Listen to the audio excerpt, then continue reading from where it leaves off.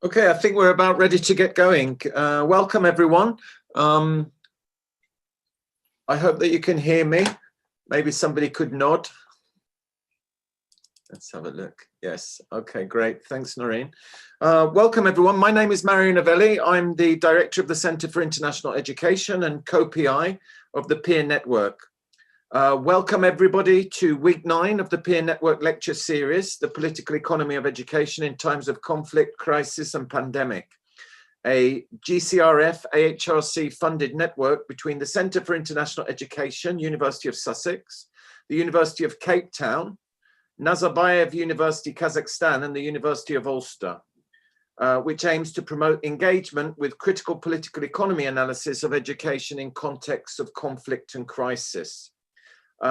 This lecture series is also supported by UCFIET, the UK Forum on International Education and Training. All lectures are live streamed through YouTube and available afterwards, and will become part of a free open source resource for all those interested in learning and sharing knowledge and practice about the political economy of education. And please do sign up to our CIE YouTube page.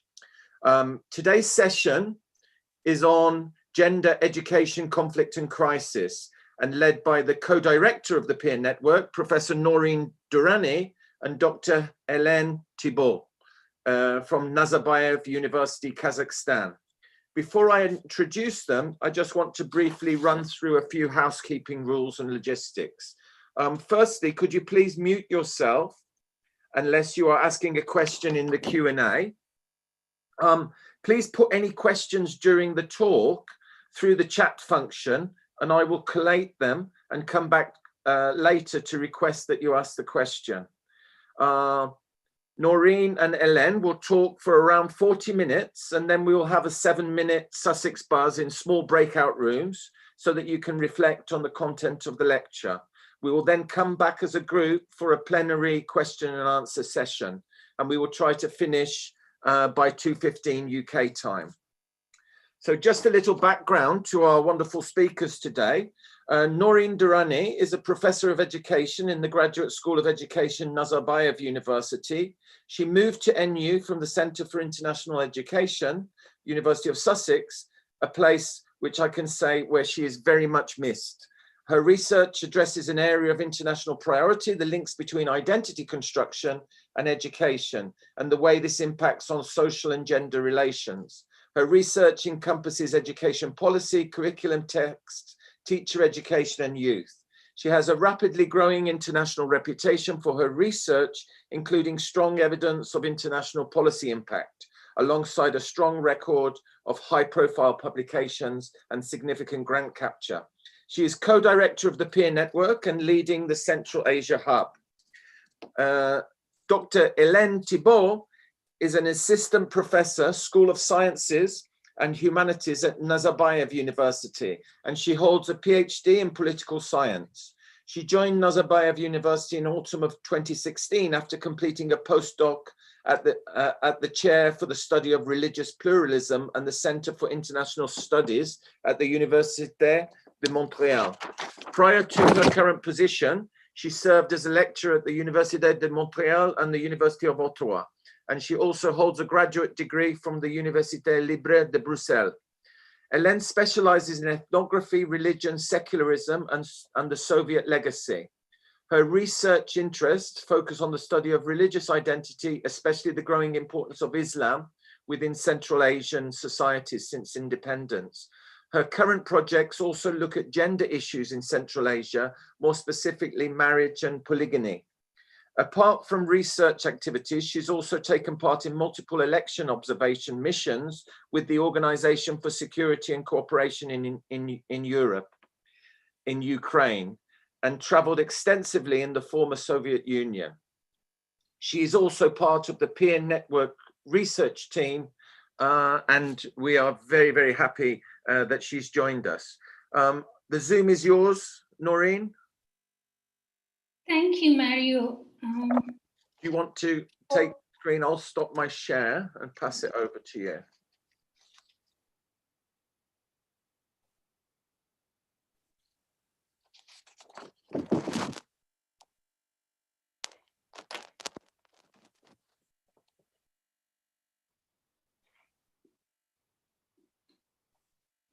Thank you, Mario, very much for your kind introduction. It's a pleasure that I will be seeing my Sussex colleagues again today. Thanks to the audience for joining us.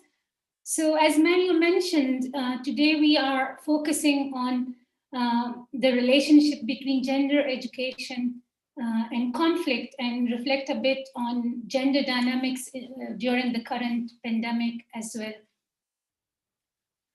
We have divided our talk in two parts. So I will first look at the relationship between education, gender, and conflict. And then later, Ellen will look at the relationship between gender and society, focusing on Central Asia. This division of talk reflects our respective backgrounds. Here I want to acknowledge my collaborators, the joint work that I have done with them. I'm largely drawing on that theoretical work taken together with my Sussex colleagues, Professor Marit Dunn, Dr. Barbara Krosua, Dr. Kathleen Fincham, and in Pakistan, Dr. Anjum Halai. So I have put on this map for you just in case you don't know where we are located. So here we are in Nur Sultan, formerly called Kazakhstan. This region is comprised of 5 countries: Kazakhstan, Kyrgyzstan, Tajikistan, Uzbekistan, and Turkmenistan. All 5 countries are new nation states emerging in the aftermath of the collapse of Soviet Union in 1991. All countries have predominantly Muslim citizenry and a secular constitution, although the way Islam is practiced in local contexts vary within and across these countries. The region is home to around 71 million population, and it's a landlocked region, so some very common characteristics. Later, Ellen will share with you some gender statistics of the region, but at this point, it is good to look at some gender segregated data of the region in education. Building on the Soviet legacy, the region as a whole has done very well in making education accessible to all, schooling accessible to all. However, concerns remain about inequalities in the quality of education that is received. With respect to higher education attendance, discrepancies are at the expense of males in Kazakhstan and Kyrgyzstan, and at the expense of women in Tajikistan and Uzbekistan. So, in international policy arena, we see this acknowledgement of gender, education, and conflict, which is reflected in SDG 4.7, which requires governments to ensure students finish schooling with the development of knowledge and skills necessary for the promotion of gender equality and the promotion of a culture of peace and non-violence. However, there have been a range of educational interventions undertaken, but these often use and adding women and stir approach, which focuses predominantly on enhancing access and outcomes. And this makes sense because international evidence, longitudinal international evidence indicates that there is an enhanced likelihood of conflict, both internal and external, in contexts with very high level of gender inequality in education. However, this focus fails to understand how gender is constituted and how it is linked to conflict. In the literature, gender, those who research conflict, they either ignore gender or they look at the gendered outcomes of conflict and ignore the impacts, the gender drivers of conflict. And so, for example, men are often portrayed as perpetrators and victims of violence, and women are portrayed as victims of gender-based violence. And again, this link is not very helpful in terms of understanding how violence works and how it is connected to gender. So let me do some conceptualizing discussion surrounding gender and conflict. Following on a range of post-structuralist and post-colonial authors, I understand gender not as a modern binary of male and female, and these understandings reject the conflation of gender, sex, and sexuality. Gender is not something that we own or have. It is something that we do and enact within the discursive conventions of particular contexts. And it is the continued reaffirmation and enactment of gender norms within particular contexts and cultural definitions of femininity and masculinity that gives gender identities normalcy. So the concept of power is central to the construction of gender.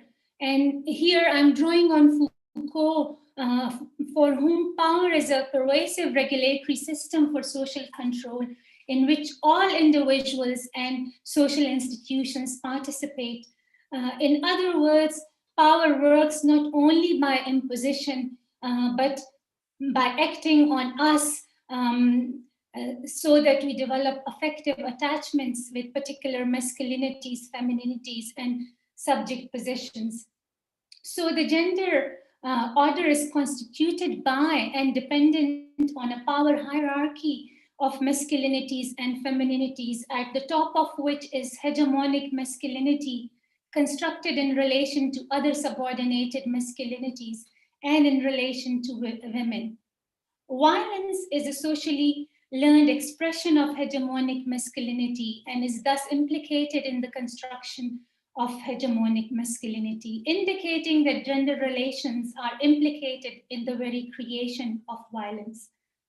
Following several post-structuralist and post-colonial authors, I argue that understanding of contemporary gender relations and its association with conflict cannot be understood without situating gender in the history of colonialism, the emergence of modernity and capitalism, and the coloniality of power, knowledge, and global capitalism. So let me do that historical analysis.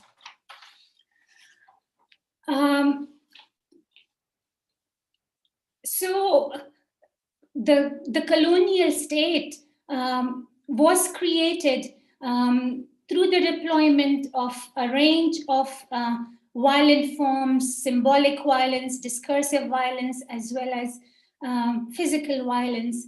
And the identification and the creation of the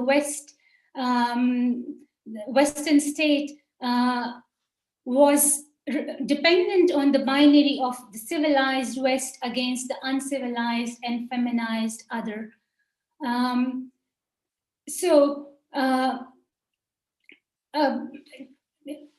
These colonial societies had diverse gender regimes. However, they were transformed by colonial regimes through the deployment of force.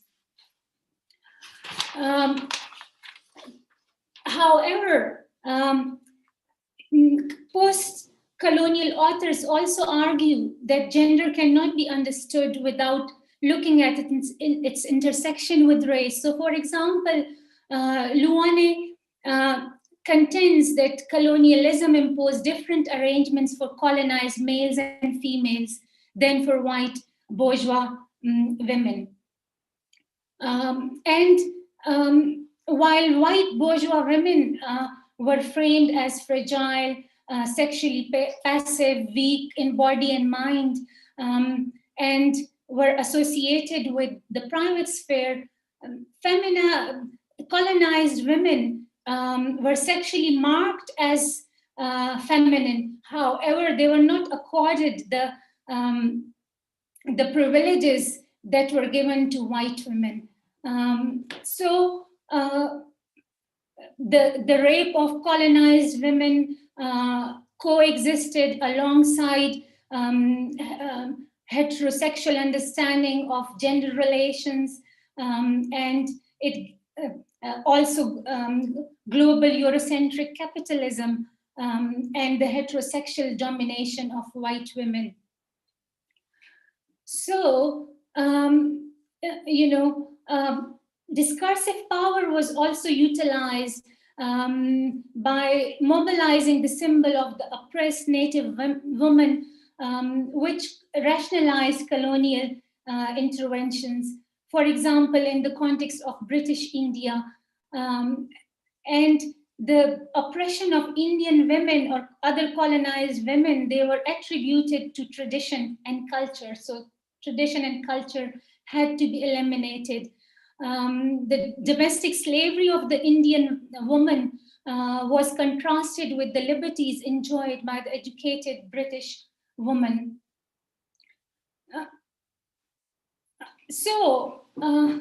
These selected deployment of religion and modernity was utilized by both colonial regimes as well as anti-colonial nationalists and social reformists. On the one hand, girls' education enabled policy interventions for colonial regimes, but it also enabled nationalist men to control, regulate women's body and mobility. So, for example, the British, the Bishop of Calcutta is quoted to be justifying girls' education on the basis of political, social, and cultural grounds. These Indian girls were framed as nurses to cure the fanaticism of Muslims and the superstition of Hindus. Taking up Spivak, Dunn et al. Argue that the symbolic significance of gender to national imaginary leaves post-colonial women under double surveillance. Externally, they need to be rescued from their men, and internally, they are regulated and are under surveillance by both men and women through intersecting kinship, religion, and national norms. Moving now to violence and the relationship of schools. Schools, though, it's a widely held conception that schools are equated with women's empowerment. However, evidence from across the global north and the global south indicate that schools sanction and perpetuate violence and privilege the traditionally masculine structures, forms of identifications, and gendered teacher practices and pedagogy. For example, the implicit curriculum, such as disciplinary regime, they target more specifically boys from disadvantaged backgrounds, economically disadvantaged backgrounds, and those from ethnic minorities, because they are seen as more violent. On the other hand, girls who are non-disruptive, they can be simply ignored, or those who are aggressive can be punished more severely, or girls and boys are punished in different ways. In schools, girls and boys who fail to perform desirable and idealized femininities and masculinities, they are excluded and are often a victim of harassment by peers, and schools often ignore that. Textbook discourse, they often privilege hegemonic masculinity, particularly through the selection of historical episodes, the portrayal of national icons. The valorized national icons are often male who are not afraid of dominating and overpowering others. In that sense, hegemonic masculinity is equated with power and domination, whereas women are often depicted as being subjected to male domination. They are often portrayed in the private sphere, and they are portrayed and associated with culture and tradition. Moving now the focus on teachers, evidence indicates that teachers are both victims and perpetrators of violence in setting both affected by war or not, and therefore transformative, gender transformative curricula and in schools and in initial teacher education would be helpful, and so would be teachers' critical dialogue and self-reflection, so that both students and teachers can understand how and challenge and question how particular behaviors lead to violence. However, the transformation of entrenched gendered norms through classroom and educational input alone are not enough to destabilize such entrenched gender norms. For example, even if schools tend to promote egalitarian gender relations, if those relations do not exist in the community, it might collide and create tensions between the community and schools. So these tensions need to be resolved. Moving finally to the relationship between gender dynamics and the current health pandemics. As we have seen, the pandemic has both exposed and exploited a range of inequalities, including gender inequalities, with a particular focus on economic. While previous recessions hard hit those sectors where men are predominantly concentrated, the pandemic has hit hard those sectors which predominantly employ women and often on precarious contracts. School closures and lockdowns have particularly impacted working women who share the most burden of domestic responsibilities while also homeschooling their children. And here, female academics and female teachers have been hit hard, and we know education is predominantly feminized in most contexts. The current pandemic has also seen a huge spike in gender-based violence, intimate partner violence across the globe. And same is the case in Central Asia. Women have been forced locked down with their violent partners without the necessary support networks that they can go to. And I'm sharing with some data from UNESCO about how teachers have been hit hard in terms of the economic impact. And here again, we see those teachers who have been hit hard are predominantly women working in early education centers or those on part-time contracts in low-fee paying school, which again predominantly employ women. So thank you very much for listening, and I'll now hand over to Ellen, who will explain gender dynamics in the context of Central Asia. Let me stop share my screen. Yep.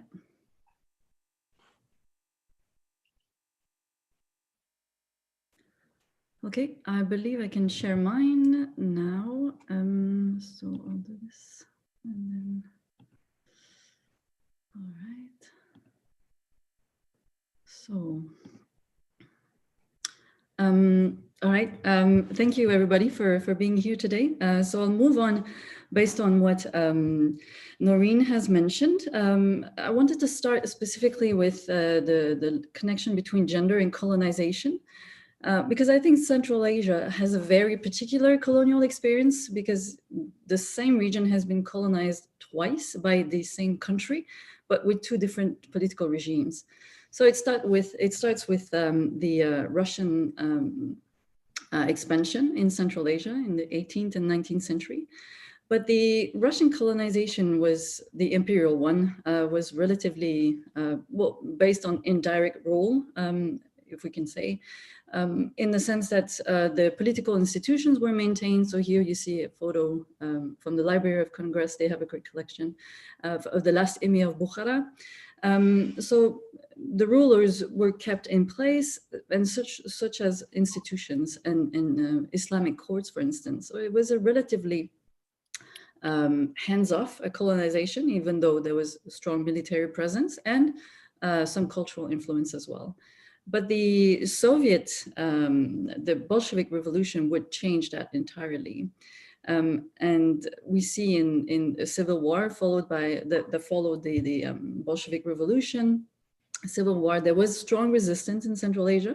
The Red Army had some trouble imposing its power in the region. So in Central Asia, in some regions, the Soviet power was not fully established until the late 1920s. So keep that in mind.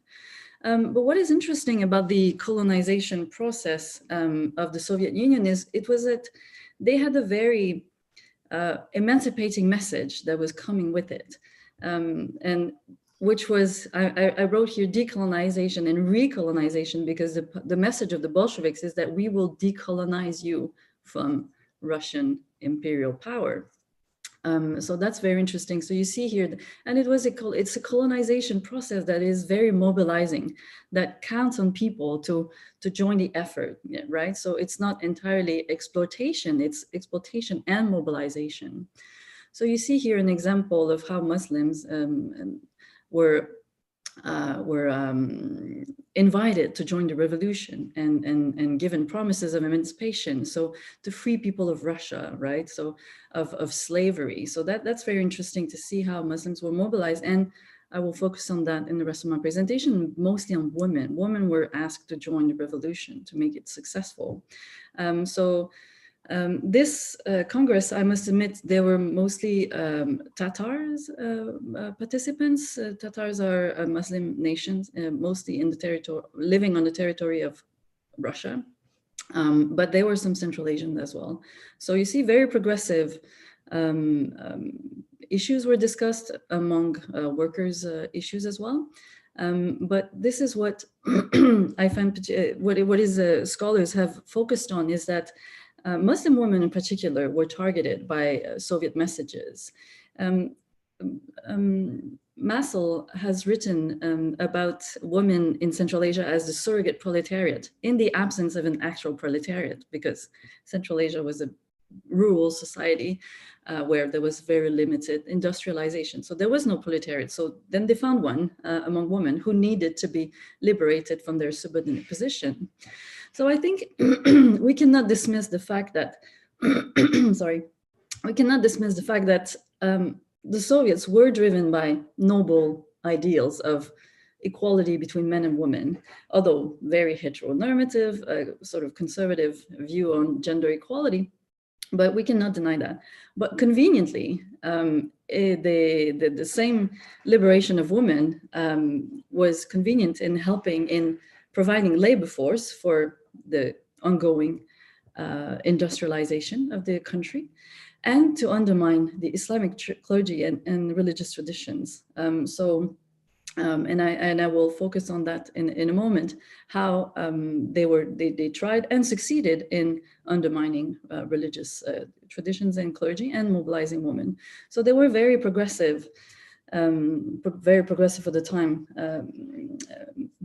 Policies adopted in 1917. So right to vote, to divorce, right to abortion, which is very early in the USSR, probably one of the first countries in the world to adopt, to legalize abortion, which was criminalized again under Stalin and then later legalized. So here I wanted to show a poster, this is the early days of the revolution. We see 1921, an appeal to to Central Asian women. They are in their traditional clothes here, and it's written in Russian at the top and Uzbek at the bottom. So Uzbek was written in the Arabic alphabet until the 1920s, until the Soviets changed it. So here we see, so it's an appeal to women to participate, in the labor force, to make the country work, to move forward with industrialization and the transformation of agriculture, collectivization. And so that's the first objective, labor force. The second objective, as I mentioned, was to undermine the authority, traditional authority of religious leaders, for instance, and traditional leaders. And we have in Central Asia a very strong, so moved by atheists, very strong anti-religious ideologies. The communists wanted to fight religion, and one of the ways that they attempted to do that was to force the unveiling a woman. So hujum is an Uzbek word that literally means assault. So it's referred to as the assault on the veil, which happened in Central Asia in the 1930s, 20s and 30s. So Keller and Northrop have written extensively on this. And it's very interesting to read their work, because they mentioned that the Soviets were aware that this was going to create a lot of backlash. And there was a lot of back and forth. If you look at Soviet archives, there was very strong reaction from women and from men as well. Demonstrations which were repressed and punished. And for a lot of women as well, it was a very violent act, right? It was, as you can see, those women, this is a photo from Uzbekistan in the 1930s. These are urban women. You see they're heavily covered, very completely covered. This was not the case throughout all Central Asia. These are urban sedentary women. Central Asia is a very large region where there were nomadic people. So keep that in mind, that not everyone was dressed like that. But there was a lot of backlash and reaction from the society. Because gender equality, even though the idea is noble, was imposed through very violent means, and a lot of women were also traumatized for having to unveil forcibly. Another example here of appeal to local women, and here we see a bit of a racial hierarchy going on. We see women on the left who are. It says, that your colleagues from around the world will help you. So European women reaching out to Central Asian women to liberate them. That's another interesting appeal, also written in Uzbek language.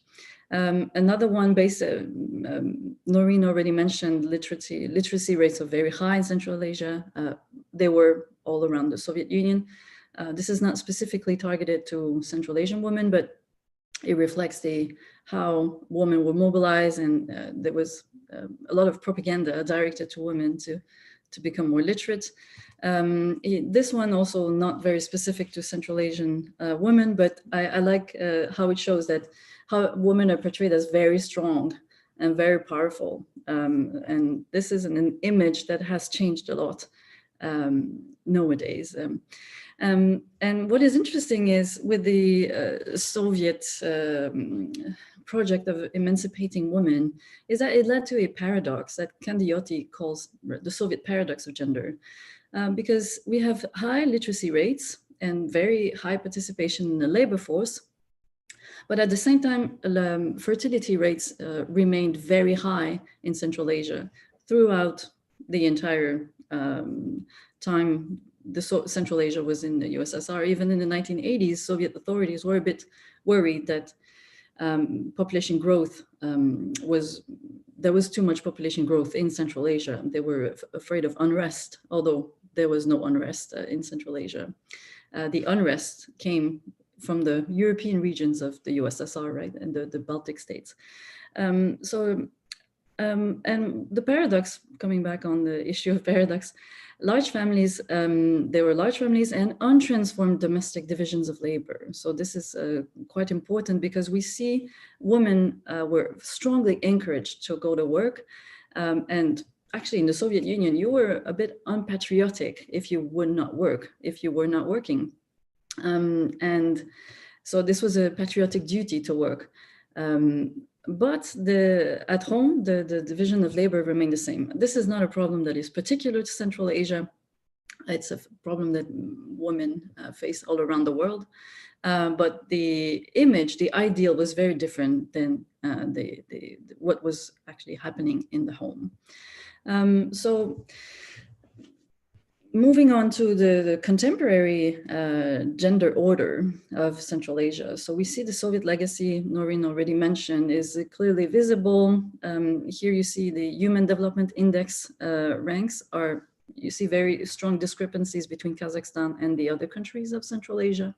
Kazakhstan is an oil-rich country that is economically more developed.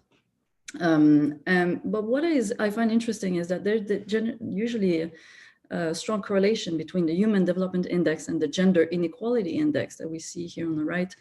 And Kyrgyzstan Kyrgyzstan's scores is relatively low. So the lower the number, the worse the score is. But you see it's doing it. If you take the example of Tajikistan, its Gender Inequality Index, we can criticize what it means exactly, the legitimacy of those scores, but it gives an indicators because I added here countries that Mexico and Algeria, which are economically more developed than most Central Asian countries, and their gender inequality scores are relatively low. So that's very interesting to contrast them. The same for women in politics and the labor force. I added Canada, a country I know well. And the scores of percentage of women in parliament is fairly similar almost everywhere.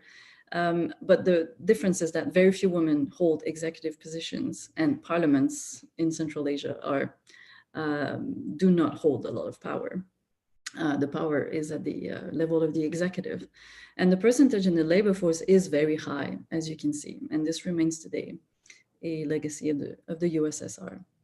But there are a lot of processes happening simultaneously that influence the understanding of gender and gender roles in Central Asia. You have the economic collapse after independence, which I think a lot of people tend to ignore or neglect.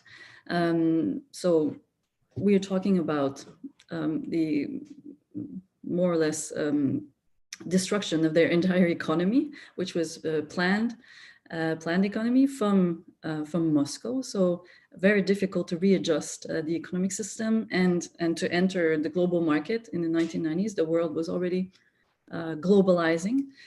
So very difficult economic situation, which was aggravated in Tajikistan because of the civil war, which took place between 92 and 97. The other countries remained fairly stable considering the very heavy economic political pressure they were under. And then we have the process of decolonization again and desovietization, which is done through the promotion of national traditions, rediscovery of national traditions and religion. Islamization, which tends to have a negative connotation, which I don't want to convey here. This is, as Mario mentioned in introduction, part of my work is focuses on religious dynamics in Central Asia. So there is a limited Islamization, but there's surely more and more people practicing religion than before. And then we have finally the process of globalization, which every country is subjected to, which also challenges a lot of the gender gender order in Central Asia. So I want to focus a little bit on nation building.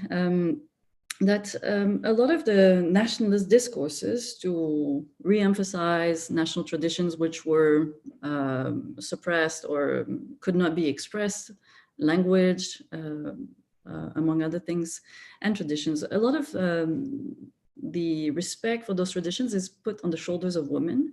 So a lot of the nationalist discourses instrumentalize women, particularly in putting them at the center of traditions and traditional life.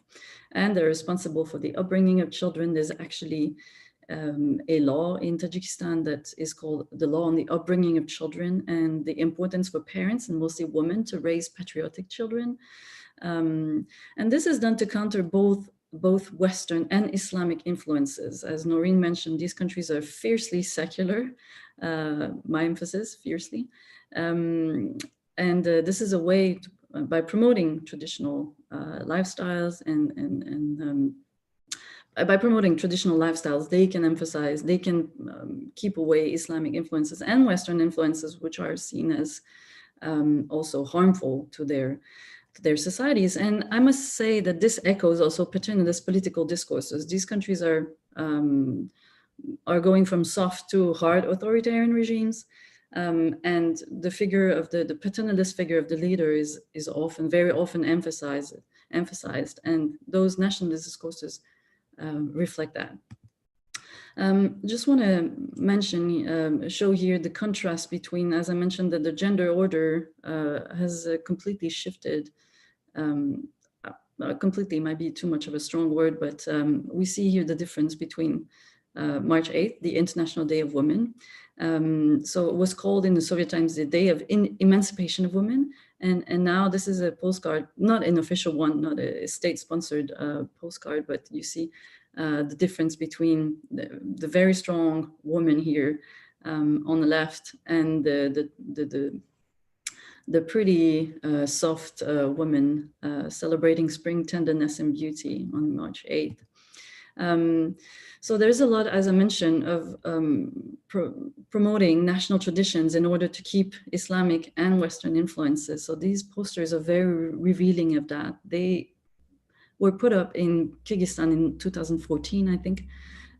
So on the one hand, so it says that both posters say exactly the same. They say, our poor nation, where are we going? So going from a traditional lifestyle to a more Islamic one, where women are fully covered. And then on the other, a different scenario, but considered equally harmful, equally negative, so that women dress in Western clothes. So there is a lot of control over women's dress. And this is an example from Tajikistan. It's a dress code that was released, an official one, released by the Ministry of Culture in 2018. This book has 300 pages. So you have dresses for all occasions, for all ages. Here we see Western clothes are shown, but they are modest. So the book also mentions that mini skirts and high heels should be avoided. So modesty is always emphasized, and traditions as well. We have, this is a picture from Kazakhstan in the center of the city, a new form of vigilantes called uyatman. Uyat in Kazakh means shame. So this uyatman is some kind of shame patrol vigilante.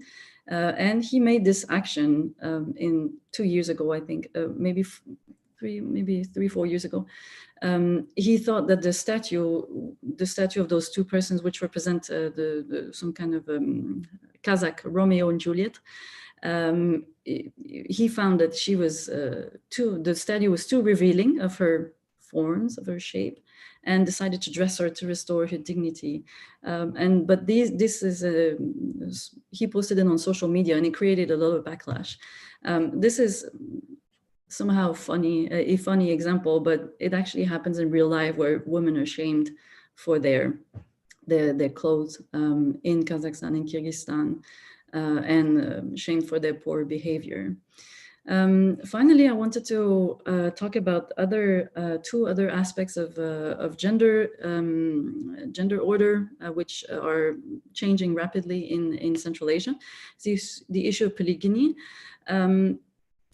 which is my current research focuses on, which is happening parallel to Islamization, but I would say that this phenomenon is not a religious one. It's superposed with local traditions, which are pre-Islamic, and strongly connected to the economic situation and the vulnerable situation in which a lot of women find themselves. In Kazakhstan specifically, in Tajikistan, heavily connected to labor migration. A lot of men moved to Russia pre-COVID. They were doing it, moving to Russia, and perhaps not coming back. So a lot of women found themselves being single with kids. But at the same time, I think what those dynamics teach us is that a lot of women who find themselves in becoming second wives sometimes also do it because they can escape family obligations. So in Central Asia, there's a very strong tradition of the daughter-in-law called Kelin, who takes care of the family. So she keeps, when a woman marries, she moves to the family of her husband, and she keeps everyone fed and happy and the house clean. So there's a lot of pressure on young women, and I'm becoming a second wife, you escape that. And for that reason, some women are seen as profiteers, as lazy women. There are actually, polygyny is not in Kazakhstan, not legal, but it's also not illegal. So it's happening quite often. It's quite common. Finally, I wanted to talk about gender-based violence, which is a serious problem throughout the region. As you can see, the first statistic here from Tajikistan is a bit disturbing. So there's a very high tolerance for domestic abuse among men and women as well. These are numbers from 2016. In Kazakhstan, there are debates in the parliament at this very moment talking about how to address issues of domestic violence, which, as Noreen mentioned, have increased dramatically during COVID. And so this is quite problematic because the criminal code is very lenient towards abusers. So it's punishable by 20 days of prison as of now. So very light sentences for perpetrators of violence. In Kyrgyzstan, bride kidnapping remains a serious problem. And finally, intolerance towards sexual minorities. It's nowhere illegal in Central Asia, it's legal, but members of LGBTQ communities continue to face discrimination and sometimes even violence on a large scale. So I will stop here and I will be happy to discuss any questions that you might have. Thank you.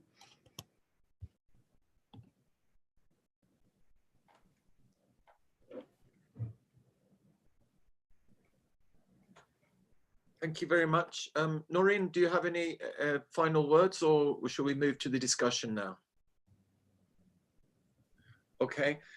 So thank you very much, both of you, for a really wonderful and rich presentation, that took us through theories of the relationship between gender, education, conflict, and, a really interesting focus on Central Asia and the particularities of Soviet colonization and the ongoing legacies and reactions to that. So I'm going to put everybody now in breakout rooms to have a chance to just reflect a little on the presentation, and then I'll call you all back for a nice round of question and answers in plenary session. So get ready to be allocated to different groups. And if you're left alone in a group, don't panic. I'm watching the group allocation, and I'll reallocate you to make sure that you're not left alone. Okay, see you in, let's say 9 minutes.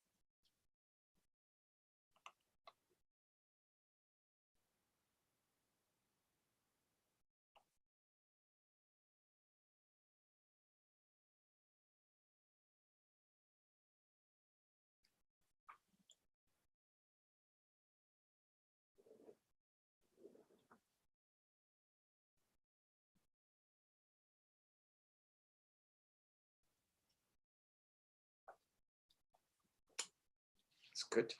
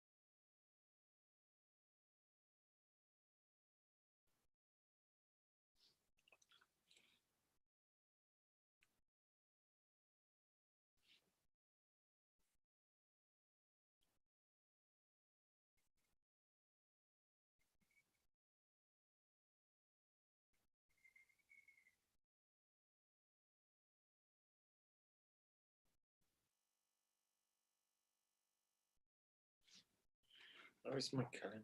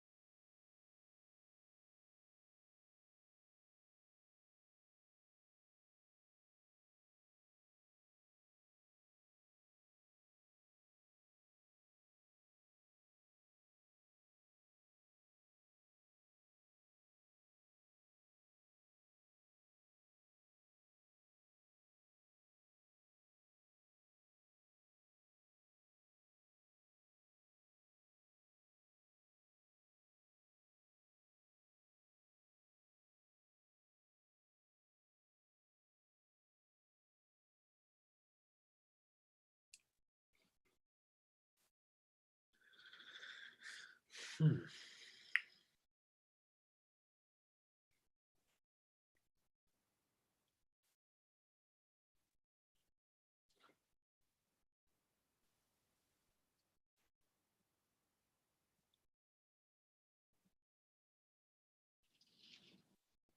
welcome back, everyone. Hopefully you had a chance to, I'll wait a second. I see that people are being launched back in.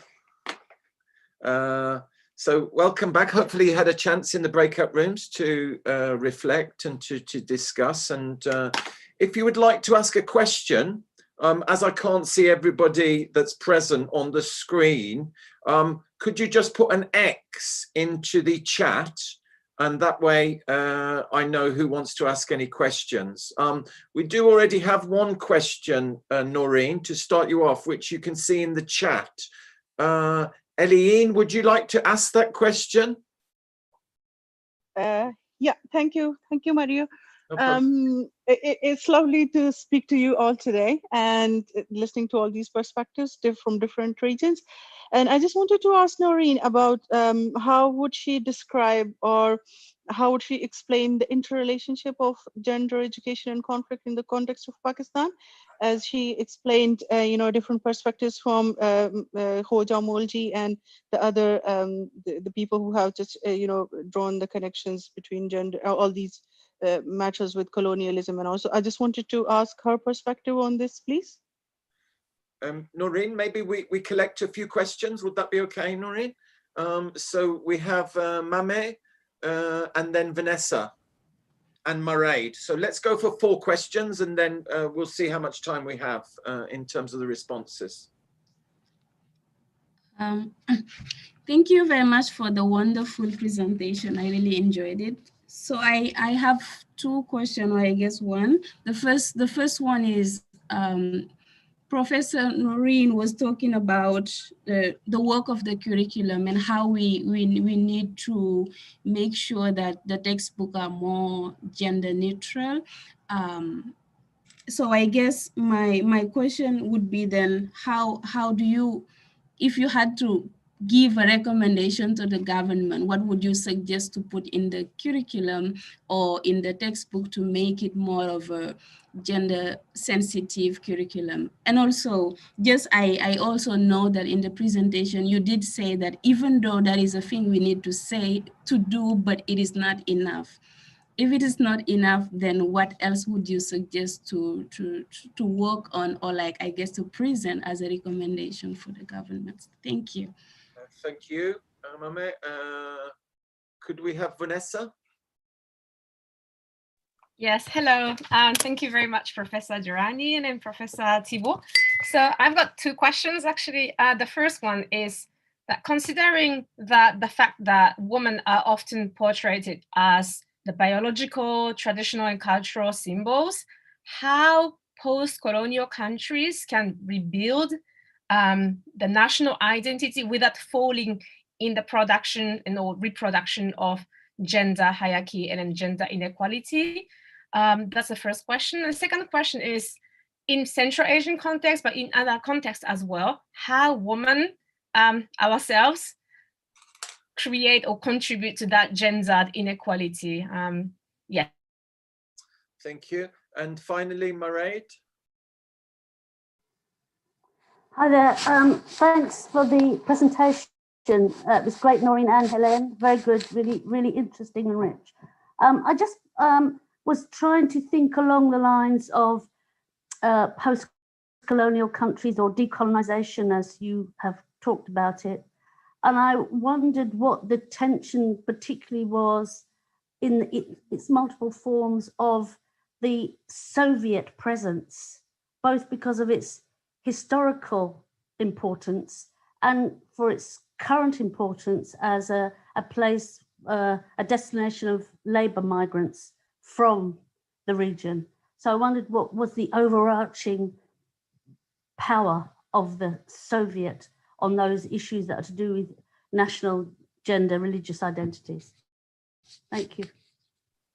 Okay, I'll leave you two to decide who's going first, and Don't forget to switch your mics on.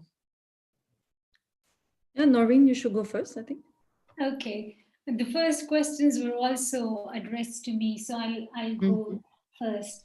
The first one was about conflict and gender in Pakistan. And, Pakistan has been in a context of ongoing conflict.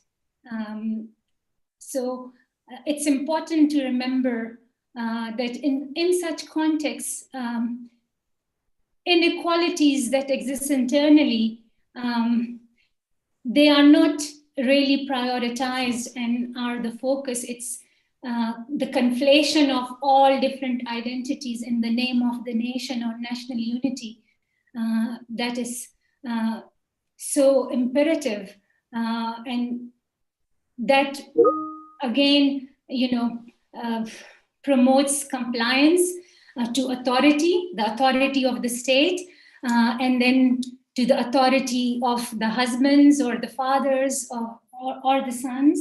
And this association of modernity with the West in the context of Pakistan creates a lot of problems. So education is a major target of militant violence, non-state actors, and particularly girls. And like Khoja Mulji's archival evidence from the colonial era, the perfection of women is still a major aim of the curriculum and schooling, and also the promotion of patriotism and hegemonic masculinity for boys to commit to protecting the state. And once, it's a context where the military is very dominant, regardless of whether we have a democratic government or a military government, which has been most of the time in Pakistan's life. And the presence of all these antagonistic outsiders justifies the emphasis and the power of the military, and it in turn promotes then compliance to the gender order. The second question was about what recommendations I would give to curriculum personnel. Although, I'm not sure whether the curriculum personnel would agree with me. I'm currently doing a study on gender and schooling in Kazakhstan, and we've done gender analysis of textbook, and I go to different universities to talk about my research. And the first question they ask is, why do you even bother about gender? And this is within teacher education institutions.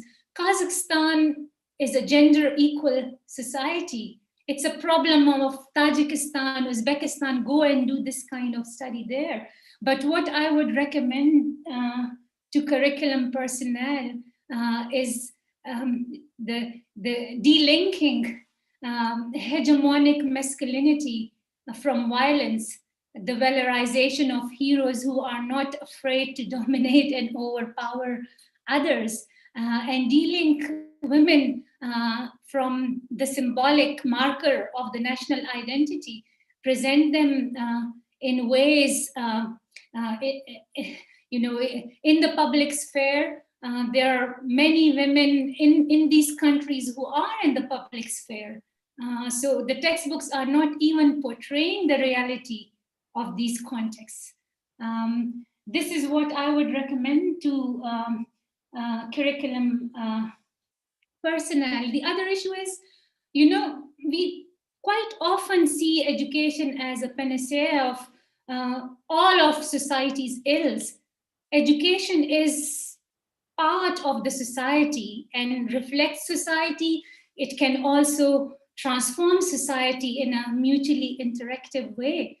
And interventions that focus particularly on education can produce some kind of positive change, but that positive change needs to be strengthened by other policy arenas, for example, family policy, economic policy, political institutions, for example. But as we have been talking, you know, global capitalism and now neoliberalism, they are not, you know, these are driving these gender identities, and states do not see a reason. So again, if I have to recommend things to politicians, I'm not sure the extent to which I would be heard. And it's not to deny that there are not people, even among the politicians, there are voices for change within the state. So even the state is not homogeneous. And within these contentions, things do change, but the pace of change is so slow that we think nothing is being changed.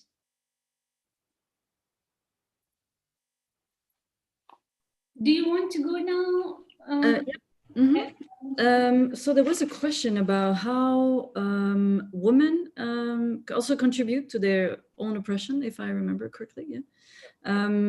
I think, yeah, that's a problem in many societies, including Central Asian societies, that when I mentioned the family structure in Kazakhstan is quite traditional, not in every context, but there are some regions that are more conservative than others. And indeed, so I was mentioning the Kelin, yeah, the daughter-in-law, she comes to the family, and the family hierarchy is very strong among women, and older women dominate younger women, and that's really a problem for a lot of women who are under a lot of pressure. And there are actually a lot of divorces in Kazakhstan, even though we might think as a relatively conservative society, people don't divorce. Even in Tajikistan, which perhaps has a even more traditional society, the divorce rate is quite high, and often this pressure on women is the reason for divorce, and the women definitely contribute to the oppression of other women. And so do men. So again, like I mentioned, the tolerance for domestic abuse is quite high among women as well. So yeah, there's also a lot of social pressure. So it's a society that relies a lot on gossip, and the regulation of communities communities are tight, and so people are judged by the other members of the community. So that contributes to pressuring women, and how to overcome that. Well, I don't know. It's very difficult. I think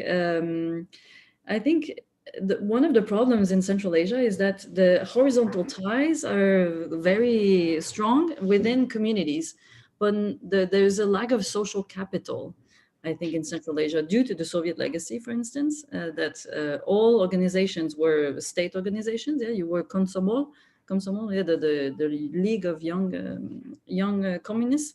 So there was a lot of state mobilization, yeah, throughout the entire USSR experience. And there's, I think, the absence of associations that are working for gender rights, gender equality.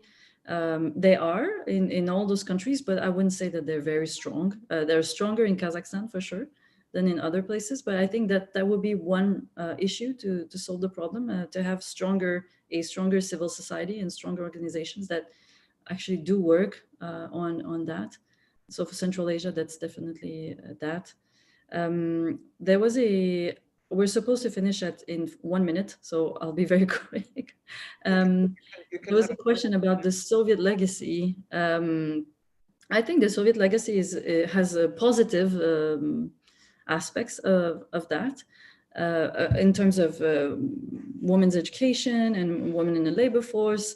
But there is indeed a sort of an internalization of racial hierarchy, even though the message was in Soviet Union that everyone is equal and all Central Asians were citizens to they were entitled to the exact same rights than Russians, but there was always this racial hierarchy that was happening. It still has been interiorized to some extent. And Russia is still seen as a very important partner, and people feel culturally close to Russians, nevertheless. And most of them, it continues to be the vernacular language between all those countries. But Russia is also losing its economic power in the region at the expense of China and European countries. Actually, the biggest investor in Kazakhstan is the Netherlands. Quite interesting.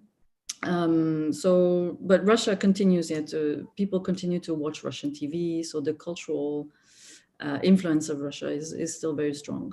But economically, I would say less dependent. But as every post-colonial region, those countries are more connected to Russia, the former metropole, than they are between themselves. So it's easier to travel from Tajikistan to go to Russia than to go to Uzbekistan, which is next to. I mean, now has become a bit easier, but yeah, this region is disconnected, like many other post-colonial regions. I'll stop here. Can I just add, just in relation to Vanessa's question, the complicity of women, based on post-structuralist theory, as I said, these dominant discourses work on us so that it is not a form of imposition. We take pleasure and have affective attachment to these. And it's not just in Central Asia, it's also in the West. In the West, women do a lot of things that a rational person would think are harmful for them. And yet they do those acts willingly. Even now at this age, I constantly think about how I perpetuate gender in my everyday practices, and why do I do things that really give me pain or problem, and nonetheless I feel obliged to do those. So it's going back to post-structuralist thinking and the dismissal of an autonomous subject who can rationally decide on things to emancipate themselves from their environment. Great. Thank you very much, Noreen. Thank you very much, Hélène. I think a round of virtual applause is definitely timely. And I think there was a really great session and great questions. Please view and access the YouTube channel to see any of the previous peer lectures. Next week, which is week 10 of our lecture series, we have our own Dr. Sean Higgins, who will be presenting a lecture on rethinking peace education, a cultural political economy approach. Same time, same place, same link, the same Zoom link. So we look forward to seeing you all next week. Have a good week, everyone. Keep safe, and thank you all for coming.